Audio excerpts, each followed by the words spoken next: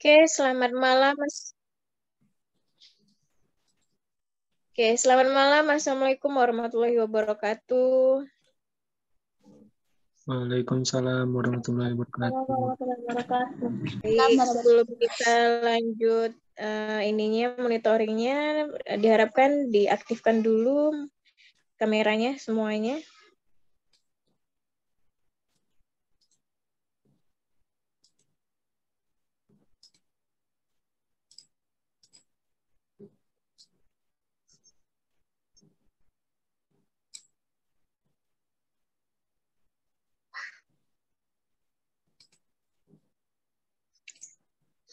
Baik, terima kasih telah hadir di monitoring hari ini, ya. Mudah-mudahan monitoring hari ini sudah hampir selesai seperti itu. Bab 4-nya sudah berjalan atau yang udah bab 4 sudah langsung kesimpulan dan saran seperti itu ya. Saya mulai ya monitoringnya ya. Yang pertama saya mulai saya absen dari Fiza. Fiza udah sampai mana Fiza? Masih di bab 4 di bagian sekuen, Bu. Sekuen ya. Iya. Baik. Nur Afni.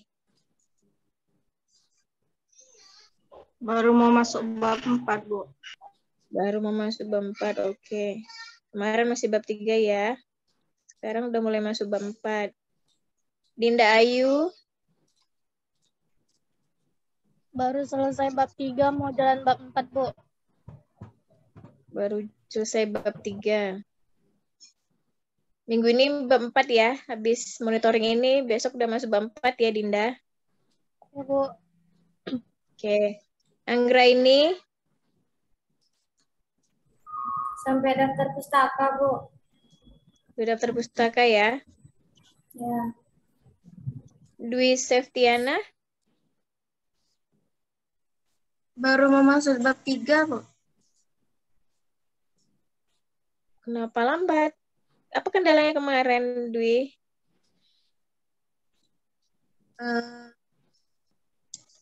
Sampai di komputerisasinya. Komputerisasi? Masih teori ya? Kenapa di komputerisasinya? Kemarin kita udah bahas juga nih bab 3-nya. Belum maju ke bab 4 ya progresnya hari ini, minggu ini ya? Belum. Kendalanya masih di komputerisasi.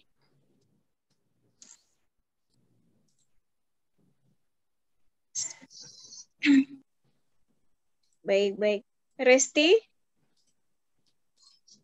Masuk bab 4, Bu. Sudah masuk bab 4? Ya.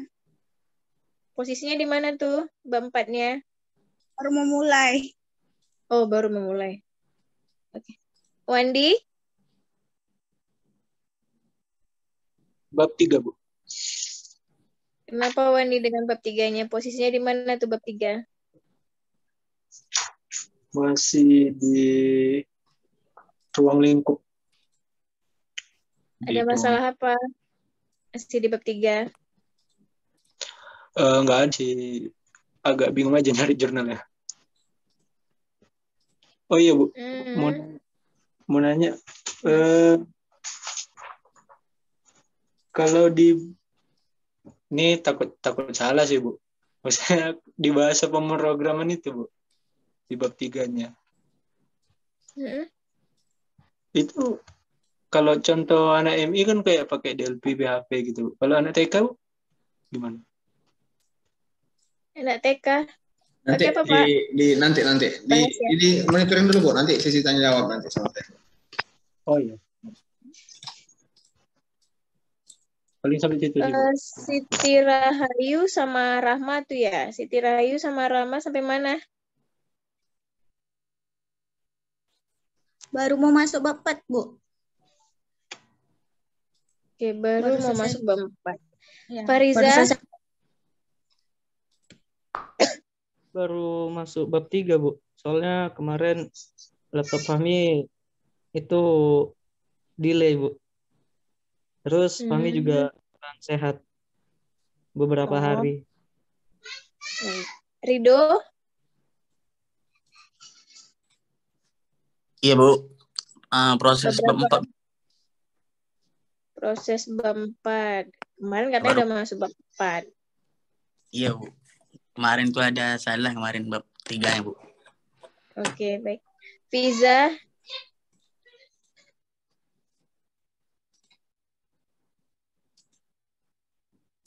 ada Fiza? Tadi udah, Bu. Oh, udah ya, oke. Aldi,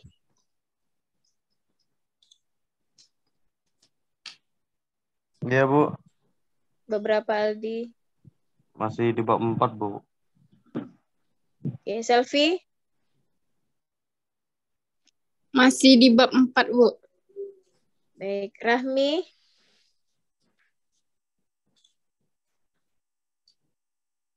Rahmi,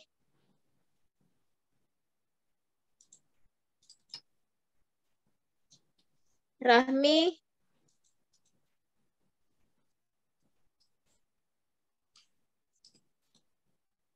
Nadifa,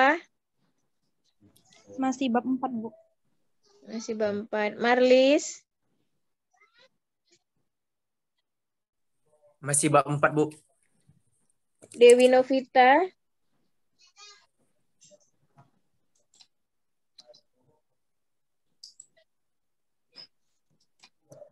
Bu, iya, berapa?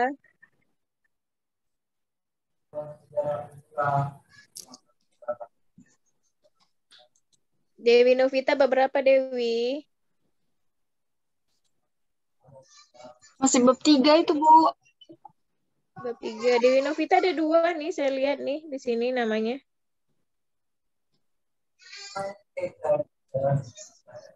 Rika, beberapa Rika?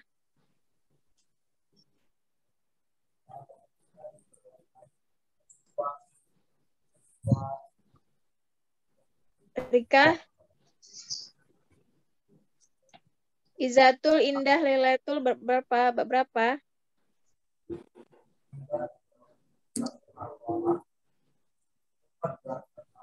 Izatul, Indah, Lailatul, ini ada bertiga nih. Sudah beberapa?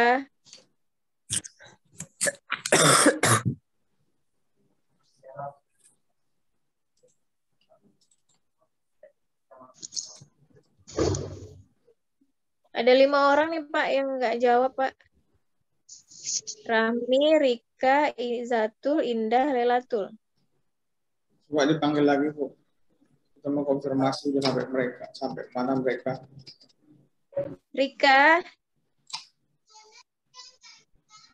Rika, Izatul, Indah, Lailatul.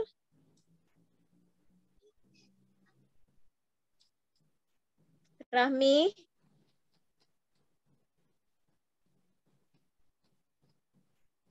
Darmansyah, beberapa Darmansyah? Saya masih di bab 3, Ibu.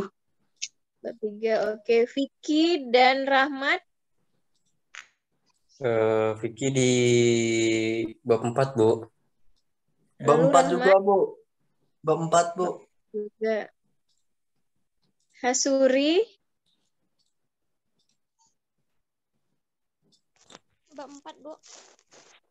Bab 4.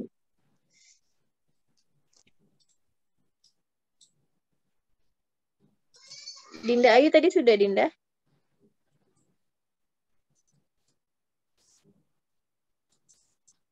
Sudah, Bu. Rahmi mana Rahmi? Rahmi?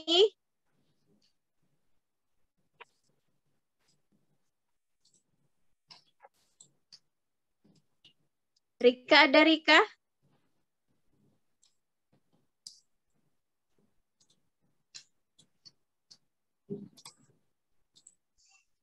Izatul, ada Izatul? Itu dia di ini, Bu, di chat itu. Oh iya, bab 3.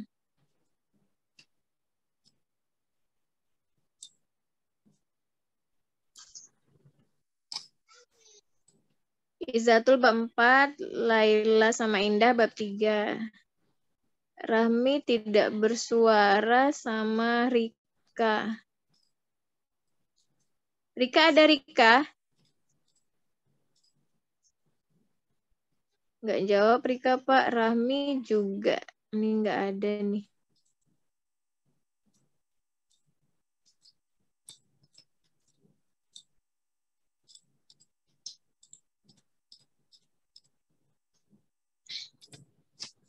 Rahmi keluar dia, Pak. Oke, ini ada yang baru masuk juga nih, Bu nih. Chandra.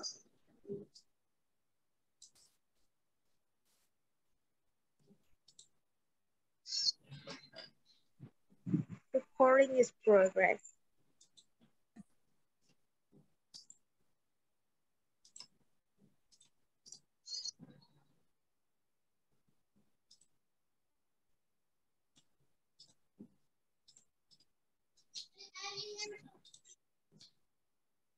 Chandra.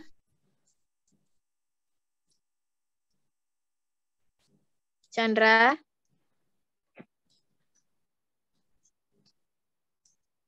Chandra.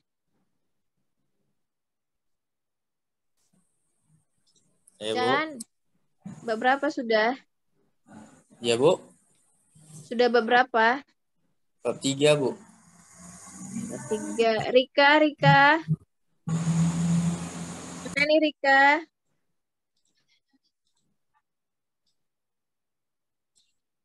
Rika nggak jawab sama sekali dia, Pak.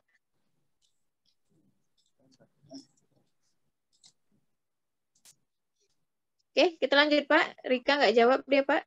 Posisi masih ada bab 3. Banyak kendala di bab 3, Pak. Posisinya nih, anak-anak. Untuk kendala di lapangan gimana yang lain?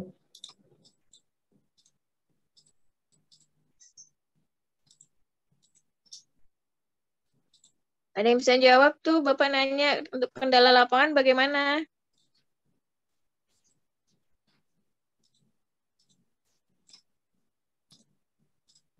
Ayo yang bab 3.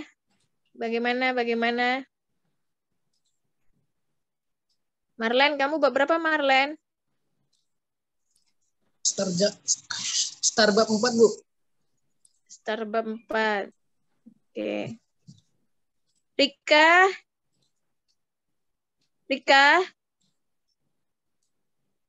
Mikrofonnya mati hidup nih Rika nih.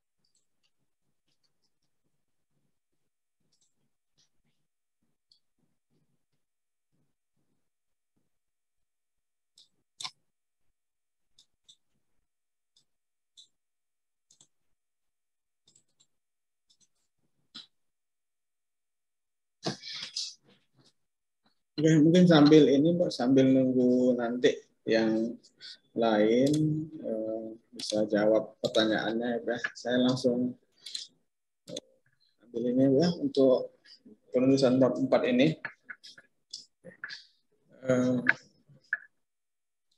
Yang lain diperhatikan ya, kita akan coba bahas bagaimana penulisan bab 4 ini ya. Dalam proses penulisannya memang ada perbedaan antara jurusan TK dan NI ya. Dalam proses penulisan laporannya memang ada perbedaan, tetapi pada dasarnya di dalam bab 4 itu yang kita lakukan itu adalah kita melakukan proses pengamatan ya, ada proses analisa di sana. Artinya kita perlu mengetahui bagaimana sistem yang ada di sana, prosesnya itu seperti apa. Dan tinggal kita menggambarkan sistemnya itu, prosesnya itu, kegiatannya itu ke dalam diagram. Ya, kalau di jurusan MI itu ada use case diagram, ada activity diagram, dan ada sequence diagram. Kalau di jurusan TK itu ada flowchart, ya, dan nanti kalau misalnya ada yang bahas tentang jaringan ada topologi. Kalau misalnya ada nanti bahas tentang proses data, itu ada data flow diagram. Ya. Jadi dalam proses penulisan ini tentunya kita membutuhkan pembuatan diagramnya ini tentunya kita membutuhkan yang namanya aplikasi yang kita gunakan untuk membuat diagram tersebut ya. Untuk pembuatan aplikasinya, aplikasi yang kita gunakan sebenarnya tidak ada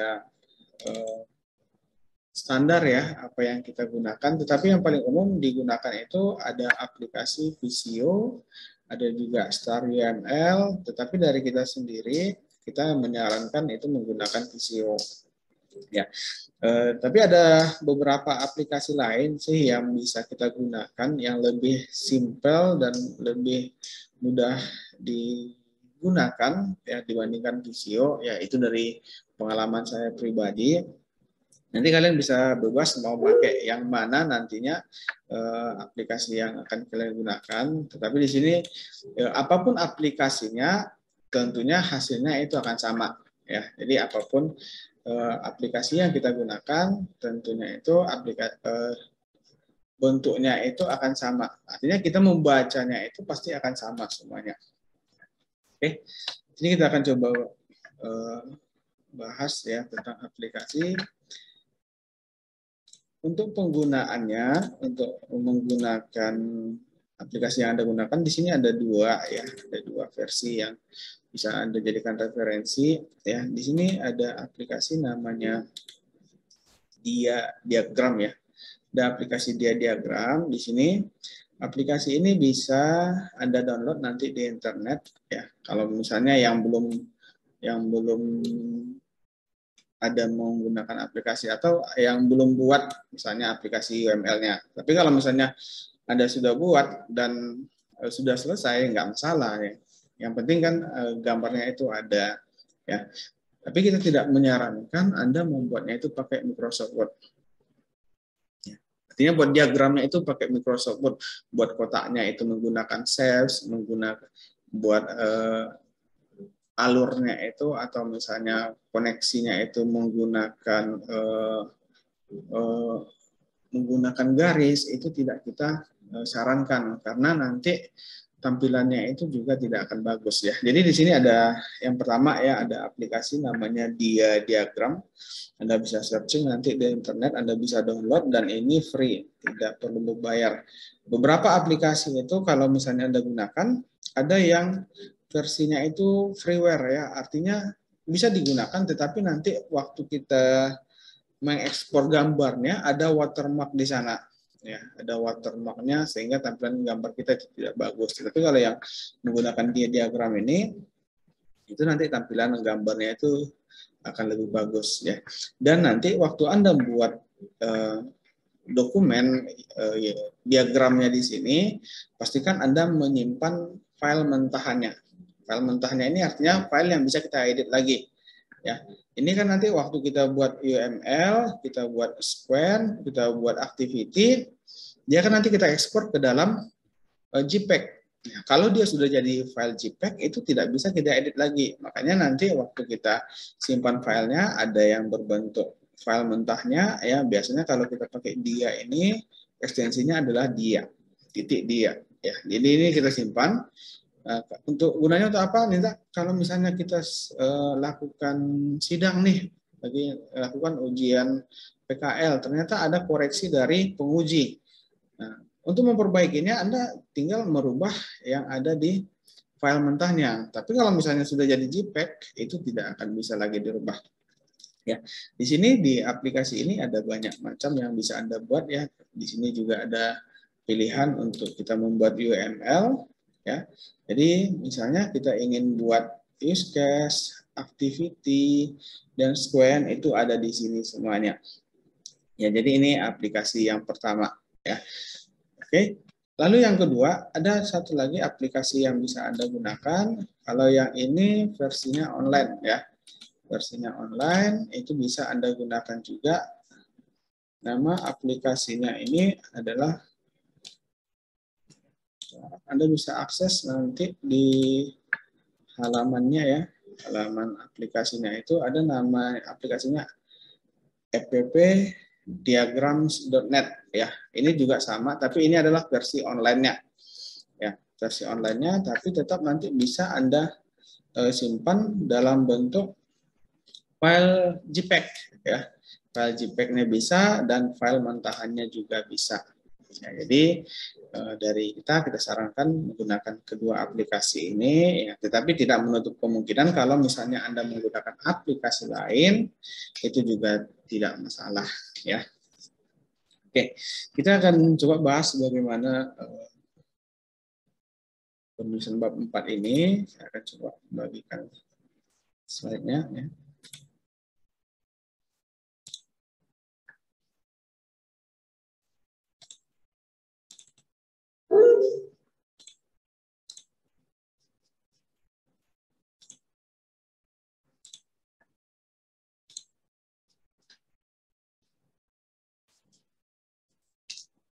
Oke, bisa dilihat slide saya di depan.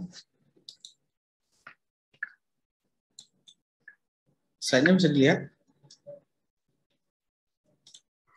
Belum tampil, Pak. Belum tampil ya? Belum muncul ya, Pak. Oke.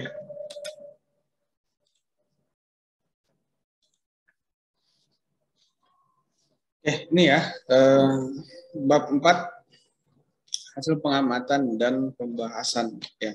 Oke, kita mulai dari jurusan MI terlebih dahulu. Untuk jurusan MI bab 4 ini berisi analisa sistem, ya, di mana kita akan mempelajari bagaimana sistem itu, ya, di mana dalam bab 4 ini ada subnya. Yang pertama itu adalah permasalahan dan kendala. Ya, ini nanti di 4.2.1 ini Anda buat narasi, ya, narasi yang menjelaskan apa permasalahan dan kendala yang ada di sana.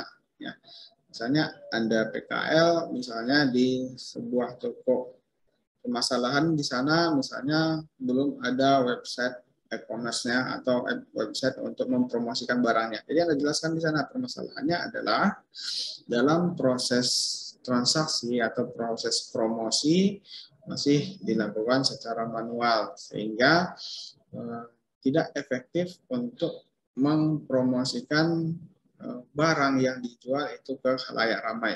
Ya, jadi dalam sub 4.2.1 itu Anda buat dalam bentuk narasi. Oke, lalu di bagian yang pertama ini adalah rekayasa perangkat lunaknya.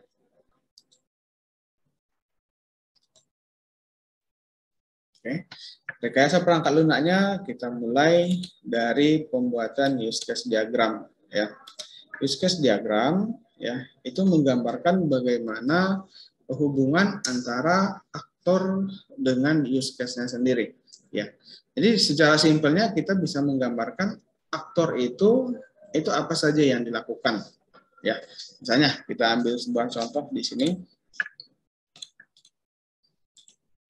Oke, misalnya di sini ya ada sebuah use case diagram, ya, yang saya ambil dari laporan PKL angkatan sebelumnya. Ya, ini adalah gambaran use case diagram yang menggambarkan proses pemesanan percetakan, ya, percetakan desain, ya, yang dilakukan pada sebuah perusahaan advertising, ya, di mana aktornya itu ada 4, ya, customer, desainer, resepsionis, dan produksi. Jadi yang pertama waktu kita membuat use case itu kita tentukan dulu aktornya itu siapa, ya, yang terlibat di dalam proses yang kita analisa itu siapa saja.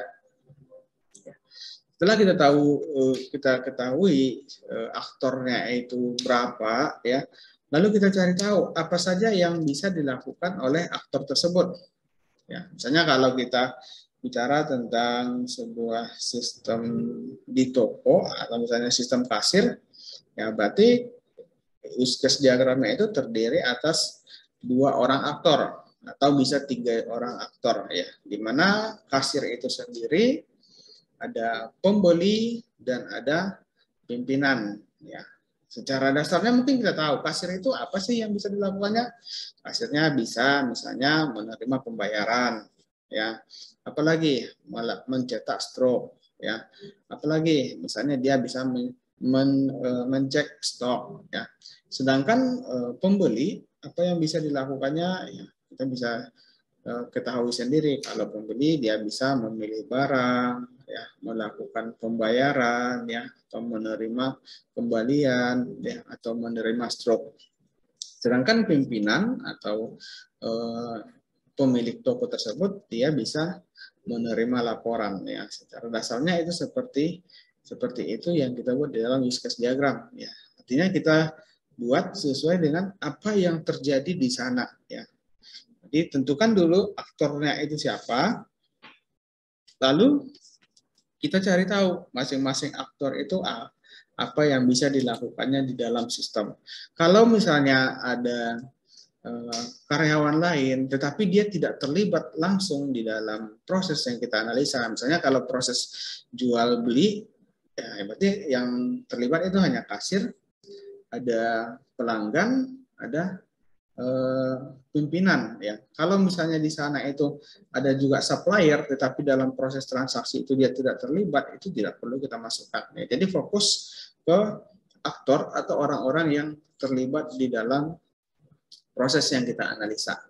Ya, itu untuk use case diagram. Jadi pertama tentukan dulu aktornya itu siapa, lalu baru kita ketahui, cari tahu apa saja yang mereka bisa lakukan. Oke. Seperti gambar di depan ini, kalau misalnya Anda lihat, misalnya customer yang dilakukannya itu waktu dia mau memesan sebuah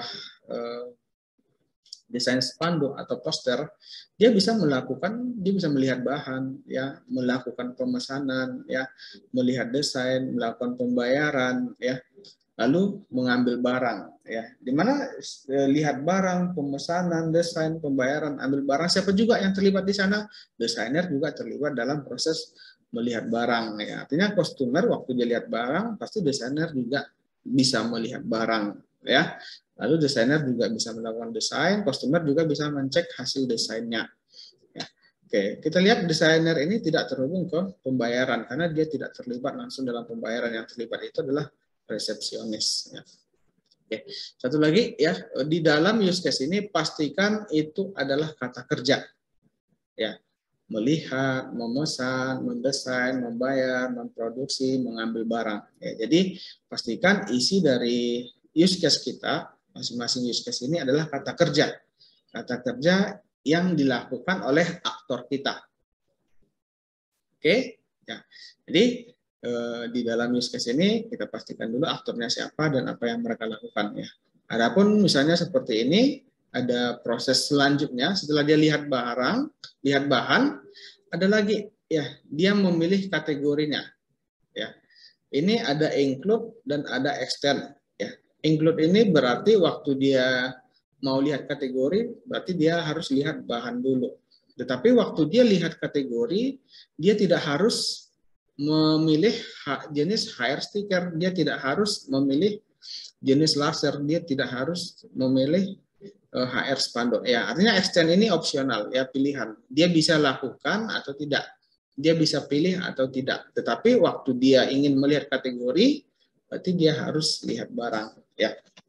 Jadi penggunaan include dan extend ini bisa Anda pelajari nanti, di mana include ini mewajibkan suatu use case kategori ini harus kita bisa lakukan kalau kita sudah lihat bahannya. Ya, sedangkan ini misalnya kita memilih HR stiker, memilih laser, memilih spanduk ini bisa saja tidak kita lakukan. Makanya di sini posisinya ini extend. Ya, jadi saran saya nanti waktu Anda membuat use case diagram ini, buat dulu di dalam kertas, ya, coret-coretan, ya, nanti baru kita buatkan di dalam aplikasinya agar lebih mudah, ya, sehingga nanti bisa lebih memahami lagi, ya, bagaimana sistem yang Anda analisa dan Anda gambarkan dalam bentuk use case diagram. Oke. Setelah kita membuat use case diagram, selanjutnya kita buat sequence diagram, ya. Sequence diagram ini menggambarkan step-step apa saja yang kita lewati setelah ketika kita melakukan proses yang kita analisa. Ya. Misalnya di sini ada contohnya, ini adalah step yang kita lakukan ketika kita ingin mengakses sebuah website ya, website yang tentunya ada proses login di sana ya. Misalnya di step pertama ini adalah aktornya ya, aktornya. Oke, ketika dia ingin masuk ke dashboard, yang dilakukannya itu adalah pertama login dulu. Pasti ada halaman loginnya. Ya, ada halaman loginnya. Dia mengisikan ID dan password. Oke, ID dan password tadi akan dikirim ke sistem, ya, dan sistem akan mengirimkan ke database untuk melakukan validasi data. Kalau misalnya datanya itu benar, maka akan menampilkan dashboard. Tetapi kalau datanya itu salah, maka mahasiswa itu akan menerima notifikasi bahwa username, ID, dan passwordnya itu salah. Ya, lalu kalau misalnya memang benar username dan passwordnya, maka dashboard itu akan ditampilkan langsung ke mahasiswa. Bagaimana nanti dengan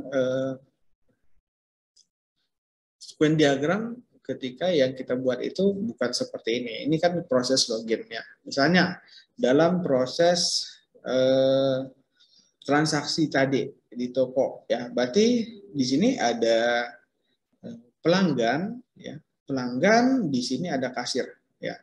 Jadi pelanggan memberikan memilih barang dan memberikannya ke kasir. Kasir itu akan menginputkan datanya itu ke sistem. Kalau misalnya sudah ada aplikasinya, aplikasi kasirnya sendiri. Tapi kalau tidak ada, berarti setelah dia menerima pembayaran, apa yang dilakukan? Tentu dia mungkin akan mencatatnya di buku. Berarti di sini kita bisa buat buku besar atau ada faktur, ya. Dicatat faktur, lalu kembali lagi ke mahasiswa, ya, kembali lagi ke kasir dan diberikan ke pelanggannya tadi atau pembelinya tadi. Ya. Ada juga kalau misalnya ternyata di sana itu butuh pelaporan, berarti ditambah lagi stepnya di sini, ini adalah pimpinan. Ya. Setelah dilakukan transaksi, dilakukan pencatatan di bukunya, dilaporkan ke pimpinan, sehingga prosesnya selesai di pimpinan, ya, untuk laporan transaksinya.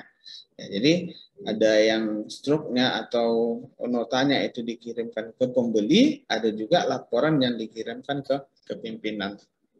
Ya, itu untuk yang sequence diagramnya. Oke. Next, ini untuk activity diagramnya. Oke, activity diagramnya ini kita bisa mengacu ke use case study, ya. Use case study. Kita bisa lihat di activity ini terdiri dari beberapa kolom, ya. Kolom ini kita identifikasikan kepada aktornya, ya, aktornya yang ada di sini. Misalnya aktornya itu adalah customer, resepsionis, desainer, dan operator produksi. Ya, kita mulai dari start, ya, selalu diawali dengan titik hitam dan diakhiri dengan lingkaran titik hitam, ya. Oke. Customer dia berhubungan langsung ke desainer, ya, untuk melihat desainernya. Ini kalau ada. Kalau jadi di awal dia sudah ada opsinya apakah dia punya desain sendiri atau tidak. Kalau punya desain sendiri langsung ke desainer. Kalau tidak ada desain berarti dia ke resepsionis untuk menanya bahannya. Lalu dilakukan konfirmasi pemesanan, ya, setelah dikonfirmasi apakah setuju atau tidak. Kalau tidak kembali lagi harus dikonfirmasi lagi. Kalau setuju masuk ke proses desain, ya. Setelah melalui proses desain dia lakukan bayar, ya. Kalau desainnya itu disetujui maka langsung bayar, kalau tidak proses desain lagi. Setelah dia bayar maka operator produksi akan melakukan pencetakan, finishing, barang siap, kembali lagi ke customer, lalu selesai. Ya, itu activity diagramnya. Jadi kalau misalnya di use case tadi kita gambarkan apa saja yang dilakukan oleh aktor di dalam sistemnya, di activity diagram kita lebih mendetailkan masing-masing proses itu apa yang dilakukan. Kalau misalnya kembali ke use case tadi kan ada proses desain, melihat barang, melihat desain, melakukan pencetakan, mengambil barang, melakukan pembayaran, kan ada di use case tadi. Di activity-nya kita jelaskan prosedurnya itu seperti apa. Ya. untuk activity diagramnya. Ya, jadi yang ada di use case tadi kita buat dalam bentuk activity diagram. Oke, ya jadi itu tadi contohnya ya untuk use case diagram, untuk sequence diagram, dan untuk activity diagram ya. Untuk contohnya ya kita harus buat satu persatu ya. Jadi nanti kalau misalnya Anda sudah buat, ingin melakukan konfirmasi ke dosen, itu boleh saja sebenarnya ya, untuk memastikan bahwa use case yang Anda buat, activity atau kelas itu sudah sesuai dengan yang kita inginkan. Oke, kita lanjut lagi ya. Jadi setelah kita buat use case tadi ya, baru kita buat sequence diagram, lalu kita buat activity diagram. Yang terakhir di bab 4 itu adalah solusi yang ditawarkan ya. Solusi yang ditawarkan ini dibuat dalam bentuk narasi ya. Narasi dalam bentuk diagram. Kira-kira setelah kita gambarkan sistem tadi, apa sih yang kurang dari sistem itu? Ya, misalnya kita tawarkan ya, dari analisa sistem yang dilakukan, maka penulis menawarkan perusahaan membuat atau membangun sebuah sistem informasi yang bisa menyelesaikan permasalahan yang dihadapi di dalam perusahaan, sehingga setelah ada sistem tersebut, masalah-masalah yang ada itu akan bisa segera teratasi gitu. Jadi dalam poin 4.2.2 itu solusi yang ditawarkan itu Anda buat dalam bentuk narasi. Ya, jadi secara ringkas itu isi dari bab 4, mulai dari analisis sistem, permasalahan dan kendala, dibuat dalam bentuk narasi, lalu desain rekayasa perangkat lunaknya, Anda buat use case diagramnya, sequence diagramnya, dan activity diagramnya, lalu yang terakhir Anda berikan solusi yang akan ditawarkan. Oke, untuk anak MI udah selesai nih, kita langsung masuk ke bab 4-nya anak TK. Ya, ada pertanyaan? Ya, untuk bab 4 ini, penjelasan saya yang tadi. Ini langsung. Gimana Vicky? Pak Zel, Zoom ini langsung bahas daftar pustakanya kan? Daftar pustaka. Ya kita tengok dulu, kalau cukup waktunya kita bahas juga bab 5-nya sama daftar pustakanya juga.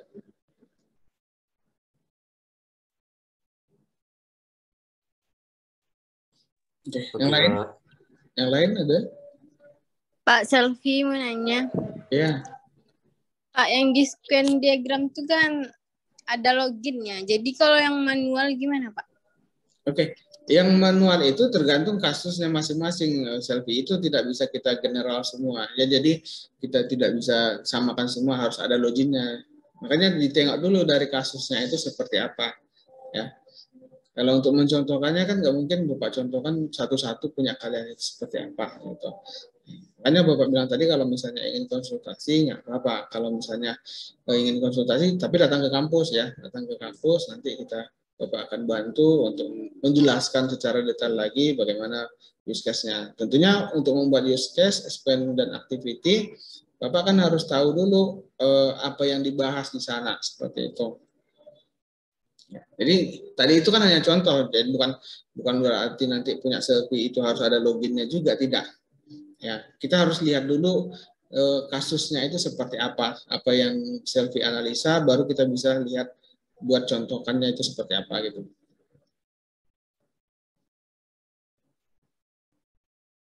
Oke Pak, makasih. Oke, ada lagi yang lain? Pak Hasuri mau nanya. Siapa? Hasuri. Ya. Kan tadi kayak contohnya kan kayak di UCS kan ada 4 aktor kan Pak? Ya. Di sequence-nya itu nanti kita jabarkan 4 aktor tuh atau kayak gimana Pak? Yang di mana? Di sequence-nya? Iya, di sequence-nya. Ya, di sequence-nya itu tidak kita jabarkan semuanya ya. Tetapi di dalam prosesnya itu ya, sequence itu kan menggambarkan step-stepnya gitu. Ya. Jadi nanti di sequence diagramnya itu bisa jadi stepnya itu melalui aktor-aktornya atau melalui sistem yang ada di situ. Misalnya punya Hasuri tentang apa? Tentang keberangkatan jamaah umroh. Oke, aktor yang terlibat itu siapa saja? Jamaahnya, Oke. terus sama karyawannya, Pak. Oke, yang dianalisa itu proses apanya, Suri? Proses keberangkatannya masih secara manual gitu, Pak. Masih melalui WA informasinya. Pemberian informasinya ya. Oke, Iya. berarti kan aktornya itu ada jamaah, ada ininya ya, panitianya ya. Apa namanya? Oke. Jamaahnya dan apa tadi aktornya satu lagi? Karyawannya, Pak. Karyawannya ya. Jadi sistemnya sekarang itu karyawan jamaah itu mendapatkan info dari karyawannya itu melalui apa? WA, Pak. Nah, berarti di stepnya itu berarti dari jamaah ya ke bukan dari karyawan ke aplikasi WhatsApp-nya baru ke jamaah.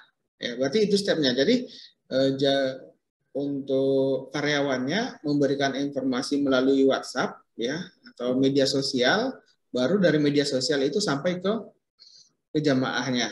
Ya, apakah dia konfirmasi pesannya itu dia balas atau tidak, berarti kembali lagi ke karyawannya seperti itu. Jadi kalau misalnya kita buatkan yang punya Hasuri itu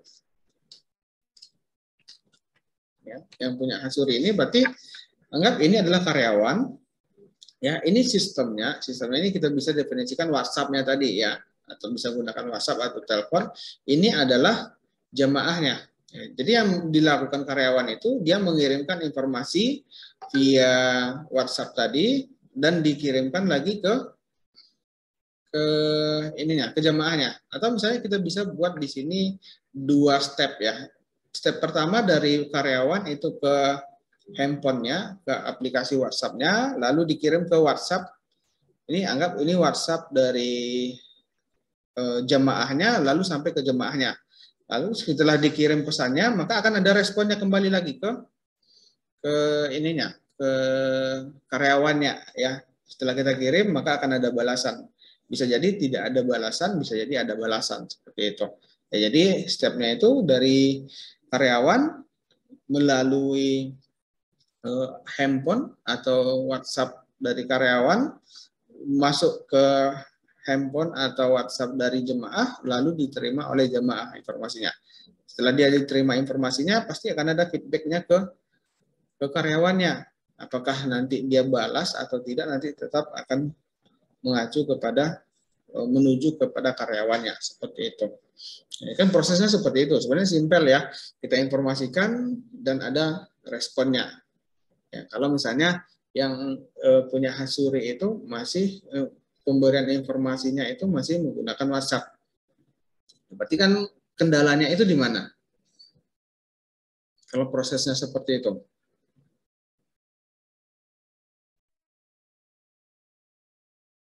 Kendalanya apa, Hasuri?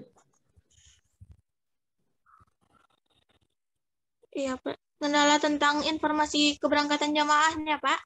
Iya, kendalanya apa kalau prosesnya seperti itu? Ya palingnya respon jamaahnya aja sih, Pak, yang lama gitu. Oke, responnya yang lama. Solusi yang kamu tawarkan apa?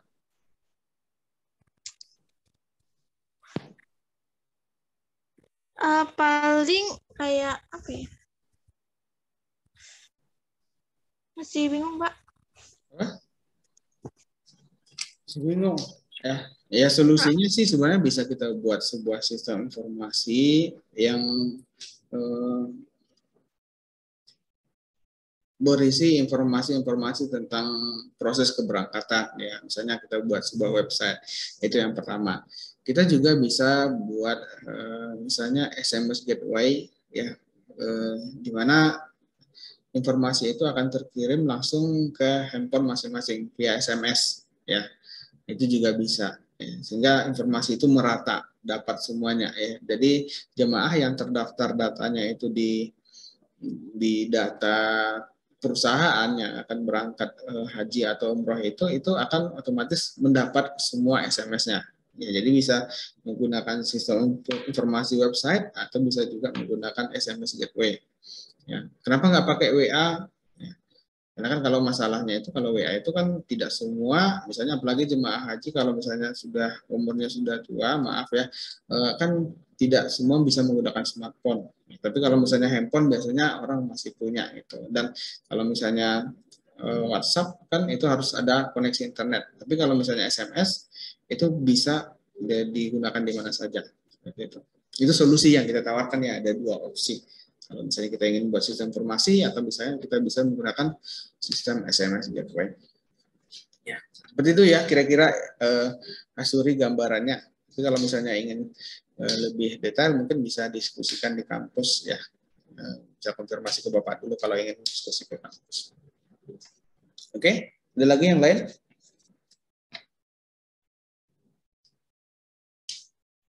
Ya ini yang saya lihatkan tadi itu sebagai contoh saja ya, bukan Anda berpatokan ke sini ya, masing-masing Anda pasti beda karena masing-masing Anda mengangkat kasus yang pastinya berbeda-beda. Oke. Tidak ada lagi? Kalau tidak ada, kita lanjut ke step selanjutnya untuk jurusan teknik komputer. Ada lagi yang ingin bertanya?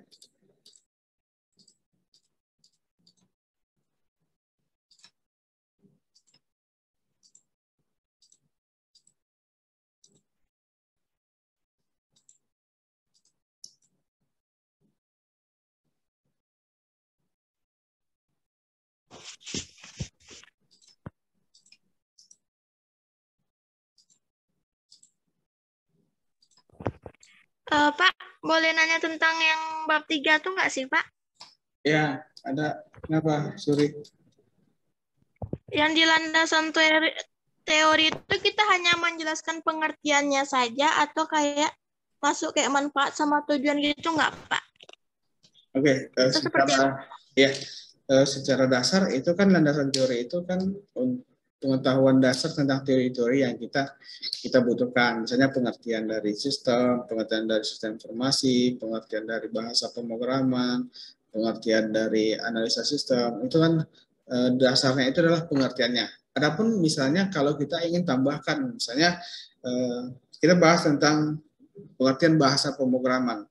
Kita bisa kalau misalnya mau tambahkan jenis-jenis bahasa pemrograman, bisa juga ya. Jadi itu bukan definisi tapi kita sudah masuk ke jenis-jenis bahasa pemrograman. Itu juga bisa kita masukkan ke dalam teori. Ya, atau misalnya nanti perbedaan antara bahasa pemrograman PHP dan bahasa pemrograman Java. Kalau misalnya memang kita butuhkan teori itu tidak apa-apa, kita tambahkan teori tersebut. Ya, karena mungkin kalau kita bahasanya definisinya saja, kemungkinan bab 3 kita itu landasan teorinya itu terlalu sedikit. Ya, misalnya nanti Hasuri bahas tentang sistem.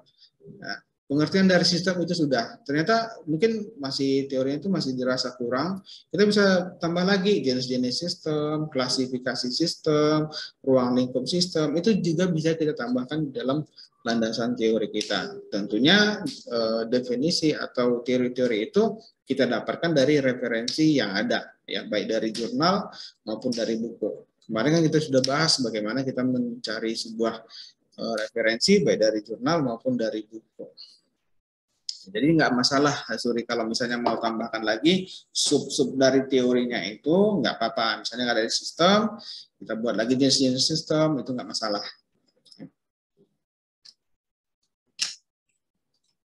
Oke, Pak. Terima kasih. Oke, kalau ada lagi yang lain, kalau tidak kita lanjut ya untuk pembahasan bab 4 yang untuk jurusan TK.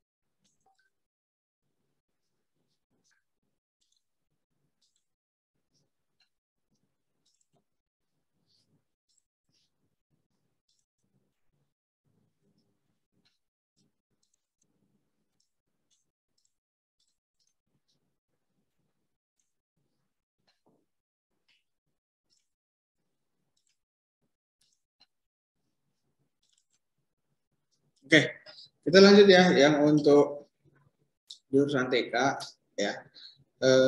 Di dalam bab 4 jurusan TK itu terdiri dari sama ya, ada 2 subbab di sini. Yang pertama itu adalah bentuk kegiatan, lalu ada 4.2 hasil pengamatan ya, dari ada subnya sistem yang sedang digunakan. Kita gambarkan dalam bentuk flowchart ya, kalau misalnya memang sebuah proses sistem, atau misalnya kita gambarkan dalam bentuk topologi kalau misalnya kita analisa tentang sebuah jaringan yang ada di sana, atau kita juga bisa gambarkan dalam bentuk data flow diagram ya, kalau misalnya ada arus sistem yang ada di sana ya. Jadi ada pilihannya 3 ya. Ini konsepnya, ini adalah pilihan. Kita ingin gambarkan dia dalam bentuk flowchart bisa gambarkan dalam bentuk topologi juga bisa, gambarkan dalam bentuk data flow diagram itu juga bisa. Ya. Dan tidak menutup kemungkinan itu juga bisa digunakan 3-tiganya ya. Kalau misalnya sistemnya itu bisa kita gambarkan dalam bentuk flowchart, juga kita gambarkan dalam bentuk topologi, kita juga bisa gambarkan dalam bentuk data flow diagram. Ya, setelah kita buatkan gambaran sistem yang sedang digunakan ini, maka dilanjutkan dengan 4.2. Titik 2 adalah permasalahan dan kendala. Ya, permasalahan dan kendala ini kita sama seperti yang tadi ya. Kalau yang MI tadi di bab terakhir itu, di subbab terakhir ya, itu ada namanya, saya lupa tadi, ada namanya, ini nanti ya, sesuai panduan ya. Di MI itu di bab terakhirnya itu, subbab terakhir, ada solusi yang ditawarkan ya. Jadi 4.2.2 itu ada solusi yang ditawarkan ya. Kalau di TK juga ada 4.2.2 permasalahan dan kendala. Jadi bedanya di sini setelah kita lakukan analisa terhadap sistem yang ada atau proses yang ada, kita lakukan pencarian permasalahan dan kendala, lalu kita buatkan alternatif solusi masalah ya. Jadi untuk jurusan teknik komputer, sistem yang sedang ada di tempat PKL kita itu kita gambarkan dalam bentuk flowchart. Flowchartnya ini bisa dibagi nanti ya, mau buat flowchart gambar, flowchart dokumen, flowchart skematik ya, flowchart data ya, itu juga bisa ya. Nanti yang jelas nanti waktu kita buat flowchart itu pastikan menggambarkan bagaimana proses yang ada di sana ya. Jadi contohnya di sini, ini adalah sebuah flowchart tentang sistem yang dianalisa ya. Misalnya di sini, ini adalah sebuah sistem security yang menggunakan modul komunikasi yang terhubung langsung ke aplikasi. Di sini aplikasinya adalah Telegram ya. Jadi kita gambarkan nanti gambaran sistem yang ada di sana itu seperti apa. Kita gambarkan dalam bentuk flowchart ya. Nah, nanti sebelum Anda buat flowchart ini tentunya pahami dulu proses di sana itu seperti apa. Setelah paham ya, pelajari lagi tentang flowchart ya, bagaimana bentuk-bentuk flowchart ini fungsinya untuk apa ya, pengertiannya untuk apa ya. Kalau misalnya kita lihat flowchart yang depan dimulai dengan star ya, atau mulai ya, gambarnya itu dalam bentuk lingkaran, lalu diakhiri dengan selesai, bentuknya juga lingkaran ya. Setelah star ada proses di sana, proses dalam bentuk bentuknya persegi panjang ya, sensor, peer, dan kamera Raspberry standby. Setelah lakukan proses, lalu ada decision di sana, apakah ya atau tidak ya, apakah ada terdeteksi gerakan atau tidak ya, sampai nanti prosesnya itu selesai. Nah, ini nanti kita gambarkan proses yang di sana itu dalam bentuk flowchart seperti ini ya. Yang di depan ini hanya sekedar contoh, tetapi sistem yang kita analisa itu nanti kita bisa buatkan dalam bentuk flowchart seperti ini ya. Jadi untuk jurusan TK, sistemnya itu bisa digambarkan dalam bentuk flowchart, atau kalau misalnya Anda bahas tentang jaringan, Anda bisa juga gambarkan dalam bentuk topologi ya. Kalau topologi ya, Anda pahami dulu bagaimana sistem yang berjalan di sana ya, apa-apa saja komponennya, apa-apa saja perangkatnya, tentunya kita harus pahami, dan bagaimana topologinya, koneksi antara perangkatnya itu seperti apa, kita harus pahami dan baru bisa kita gambarkan. Ya. Lalu kalau misalnya di flowchart tidak bisa, topologi juga bisa. Terakhir itu di data flow diagram. Ya, data flow diagram itu menggambarkan bagaimana arus proses mulai dari awal sampai selesai. Ya, beserta dengan simbol-simbolnya. Ya, di depan ini adalah sebuah data flow diagram proses melakukan transaksi dalam berbelanja, ya, terutama di aplikasi online shop misalnya, ya, ada konsumen, ada proses registrasi masuk ke dalam aplikasi belanja itu sendiri, ada komunikasi atau proses alur data antara aplikasi dengan konsumen, aplikasi dengan pembeli, lalu ada konsumen, pemesanan, dan pembayaran, ya. Jadi ketiga diagram ini bisa Anda pilih salah satu sesuai dengan sistem yang akan Anda analisa.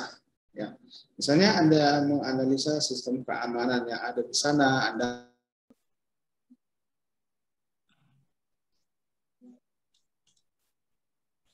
oke, ya. Jadi Anda juga bisa buatkan dalam bentuk data flow diagram, ya. Kalau misalnya ada aliran arus data dalam sistem yang Anda analisa, atau bisa juga menggunakan topologi, atau bisa juga menggunakan flowchart.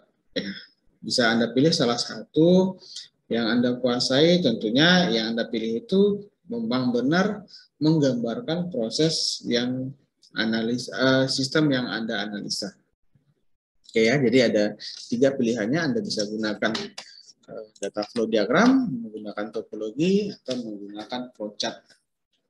Setelah itu nanti di bagian akhir, setelah Anda analisa, pastinya Anda akan ketahui kendalanya itu di mana. Baru Anda buatkan nanti permasalahan dan kendalanya, ya, seperti yang saya sampaikan tadi yang di jurusan MI, ini dalam bentuk narasi deskriptif, ya, Anda buat dalam bentuk kalimat, beberapa paragraf, lalu Anda berikan alternatif solusi untuk menyelesaikan permasalahan yang ada pada sistem yang Anda analisa.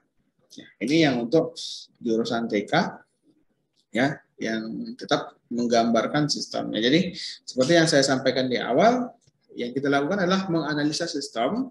Terserah, ya, masing-masing jurusan itu beda bagaimana menggambarkan sistemnya, menemukan masalahnya, lalu memberikan solusi. Solusinya ini kita masih menyarankan, ya. Kalau misalnya ingin dieksekusi itu bisa dieksekusi nanti di tugas akhir. Misalnya kita berikan solusinya setelah kita lakukan analisa, kita berikan solusinya mereka harus punya sistem, mereka harus punya sistem informasi, mereka harus punya aplikasi. Ya bisa yang kita sarankan itu kita lakukan di tugas akhir. Makanya PKL itu bisa kita lanjutkan proses pembuatan aplikasinya, pembuatan sistemnya, pembuatan sistem informasinya itu di tugas akhir. Oke, ya, jadi di jurusan teknik komputer secara garis besar ini adalah isi dari bab 4 Anda masing-masing. Ya. Oke, ada pertanyaan dari jurusan TK? Pak, saya mau tanya, Pak. Oke.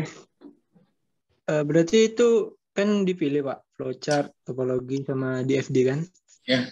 Berarti di bab 3-nya itu cuma satu, Pak? Cuman yang dipakai aja atau semuanya? Teori kalau yang di bab 3-nya, ya. Iya. Di bab 3-nya itu bisa kita gunakan yang mana? Ya. Kita gunakan teorinya itu berdasarkan diagram yang kita gunakan. Kalau yang di MI kan mereka gunakan 3-3-nya, makanya 3-3 itu harus masuk ke dalam teorinya. Kalau misalnya yang di jurusan TK itu kita jelaskan teorinya itu dari apa yang kita gunakan. Misalnya nih, kalau misalnya Wandi itu menggunakan flowchart, ya jelaskan tentang flowchart. Flowchart itu apa, jenis-jenis flowchart itu apa, bisa juga ditambahkan kelebihan dan kekurangan flowchart itu apa, itu juga bisa. Kalau misalnya Wandi menggunakan topologi, berarti jelaskan di bab 3 itu tentang topologi itu apa, jenis-jenis topologi itu apa, ya. Jadi kalau misalnya gunakan data flow diagram, sama, ya, jelaskan teori data flow diagram itu di bab 3-nya. Ya, jadi untuk pembuatan penggambaran sistem yang sedang digunakan ini kan bisa pilih, bisa salah satu, ya, atau bisa mungkin kombinasi. Kita buatkan flowchart-nya, ternyata data flow diagramnya juga ingin kita buatkan, nggak masalah.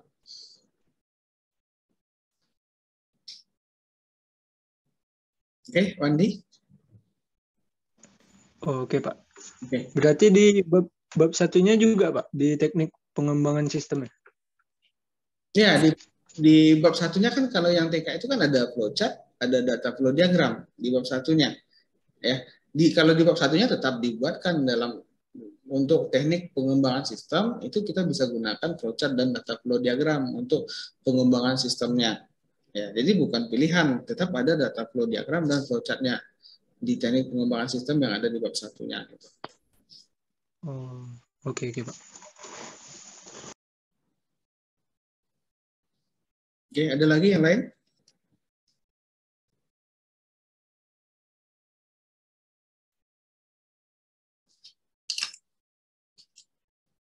Oke. Ada lagi pertanyaan yang lain? Kalau tidak kita coba bahas bab 5 ya. Untuk bab 5 saya coba bahas sedikit. Ya.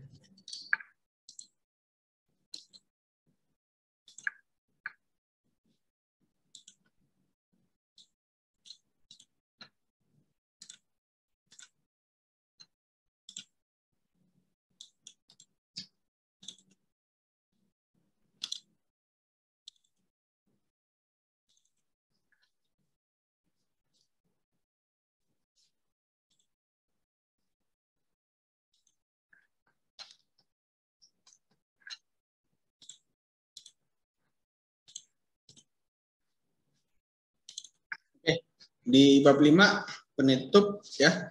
Penutup berisi kesimpulan dan saran ya. Jadi kesimpulan dan saran ini kita buat dalam bentuk kalimat ya. Bisa kita buat dalam bentuk kalimat, bisa kita buat dalam bentuk penomoran ya. Kesimpulan 1, kesimpulan 2, kesimpulan 3. Ya, atau misalnya saran 1, saran 2 dan saran 3 ya. Kesimpulan itu berisi hasil dari pengamatan kita. Ya, misalnya tadi Hasuri membahas tentang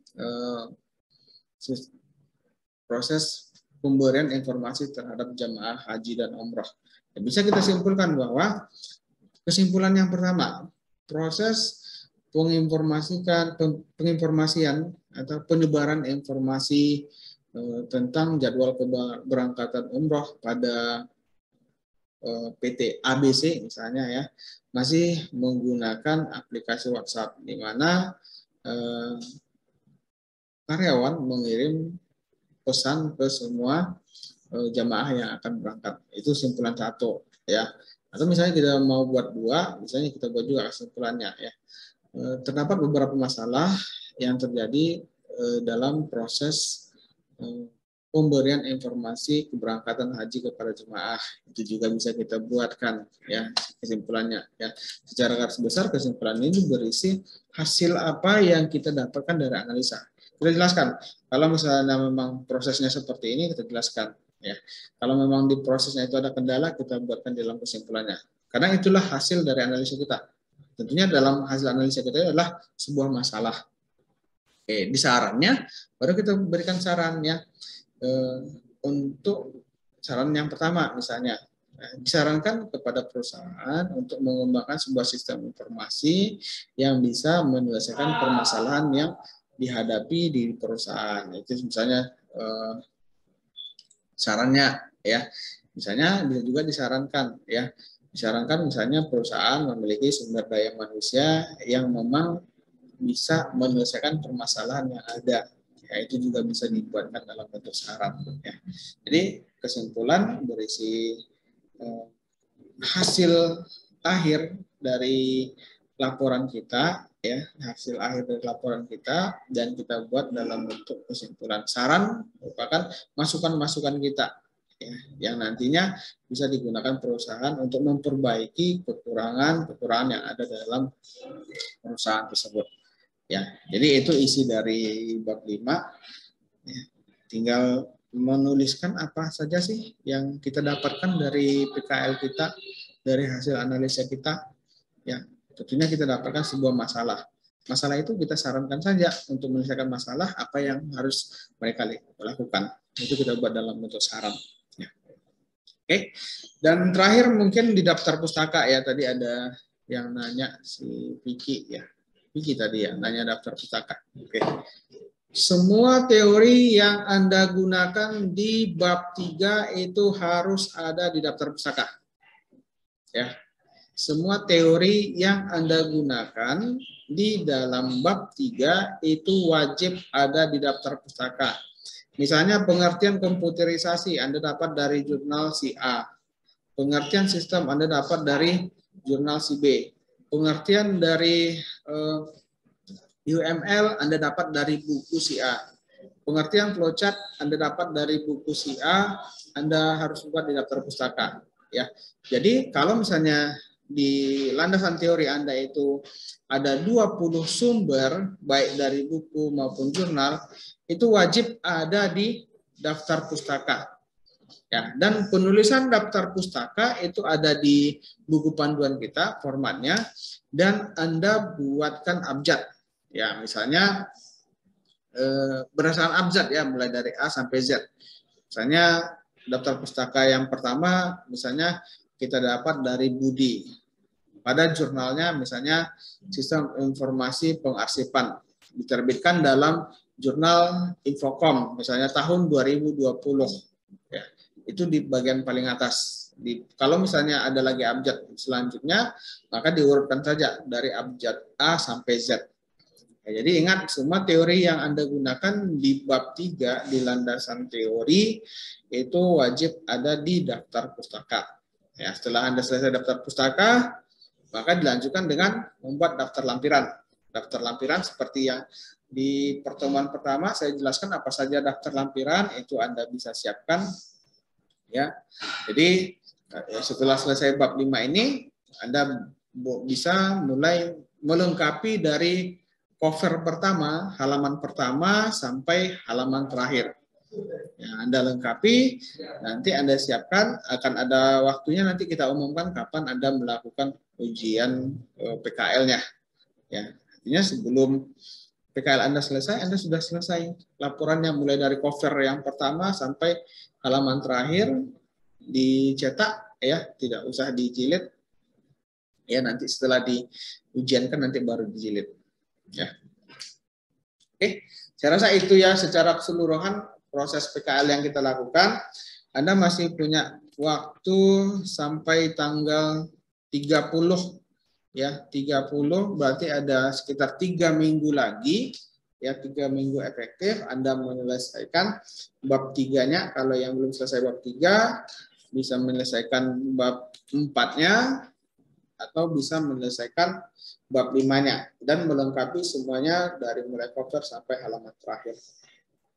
Oke.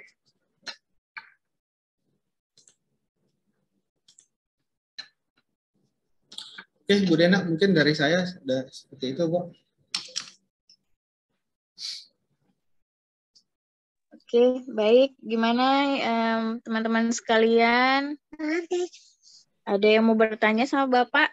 Selagi kita masih aktif nih. Kalau ada yang masih ragu, silakan bertanya.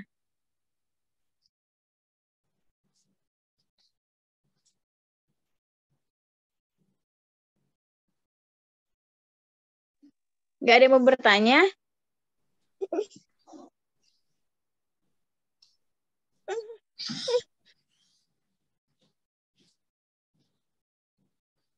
Ya, mungkin sudah paham nih, Bu. Ya, ini nanti kalau misalnya ada yang ingin konsultasi atau misalnya ingin lebih memahami, bisa temui saya di kampus. Tapi buat janji dulu ya. Buat janji dulu, kalau misalnya saya memang tidak ada kegiatan, nanti bisa saya pandu nanti untuk pembuatan bab 4-nya. Oke, baik. Kalau gitu kita tutup, Pak.